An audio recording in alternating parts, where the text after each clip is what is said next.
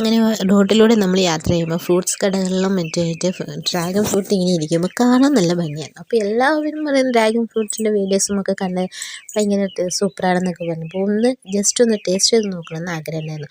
പക്ഷേ ഇത്രയും നാളും അതിൻ്റെ ഓവർ വില കാരണം നമ്മളത് വാങ്ങാതിരുന്നതാണ്. എന്തായാലും അത് ലാസ്റ്റ് രണ്ട് ഡ്രാഗൺ ഫ്രൂട്ട് വാങ്ങി ഒന്ന് ടെസ്റ്റ് ചെയ്യാമെന്ന് വിചാരിച്ചു. ഫസ്റ്റ് ടൈം ഒരു പീസ് കഴിച്ച് നോക്കിയപ്പോൾ എനിക്ക് ചെറിയൊരു പുളിപ്പും ചെറിയൊരു മധുരവും തോന്നിയായിരുന്നു. അപ്പോൾ എനിക്ക് കുഴപ്പമില്ലാന്ന് തോന്നി, കൊള്ളാമെന്ന് പറഞ്ഞു. അത് കഴിഞ്ഞ് ഞാൻ എൻ്റെ അച്ഛൻ ടി വി കാണുമായിരുന്നു, കിടന്നു.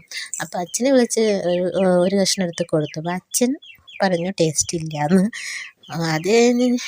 അതിനുശേഷം ഞാൻ രണ്ടാമതൊരു കഷ്ണമെടുത്ത് കഴിച്ചു.